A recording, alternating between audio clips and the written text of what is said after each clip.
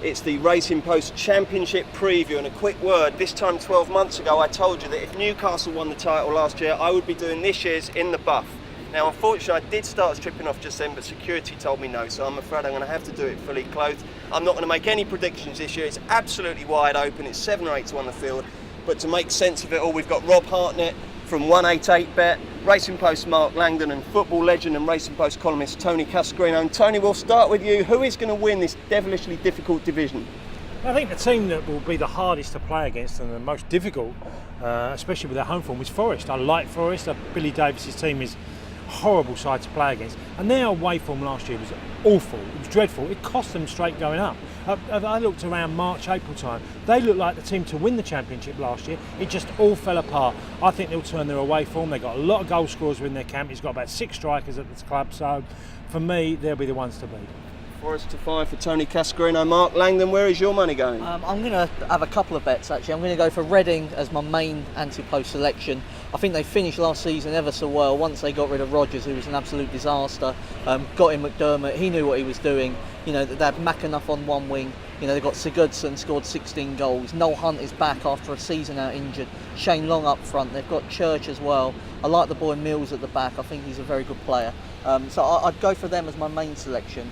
Each way fancy, Millwall, massive price. I think that they were arguably the best team in League One second half of last season. Very solid, very strong team. Won't give much away defensively. The Den is almost it's a fortress. You know, very few teams win there. And I'm also under the impression they're going to bring in a load of loan players from the Premier League once the season starts. So around about the 50 to 1 mark, I think they've got a decent chance. Okay, well, we're privileged to have a QPR fan here, that rare species. So, Rob Hartnett, will your boys, the team that was known as Crystal Palace last year, be winning this year? Can Warnock work the magic? Well, with Clint Hill coming into the side, I'm sure he's a big addition. I'm just going to plead the Fifth Amendment here, and I'm not going to say anything about QPR on the basis that it might incriminate me when I go to renew my season ticket holder. I know.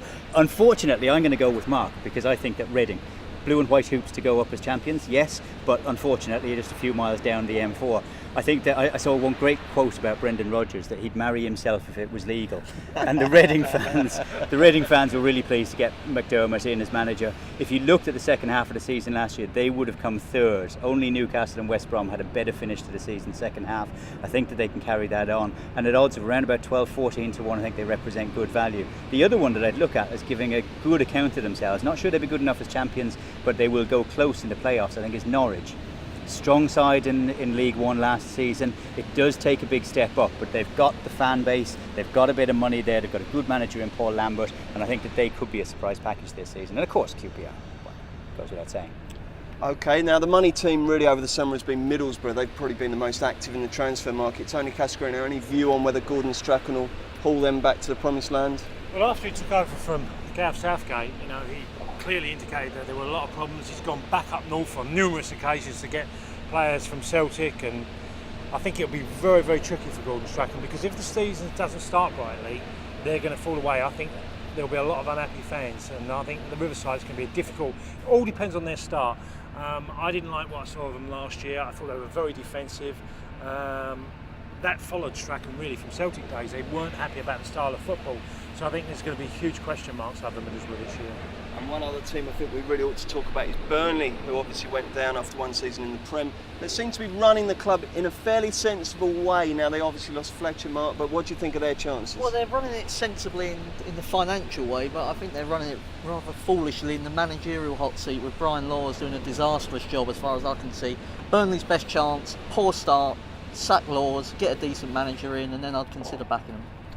Okay, well there you go. Pleasant viewing for Brian Laws. Hopefully for you too, and good luck with all your bets on the Championship in the season to come.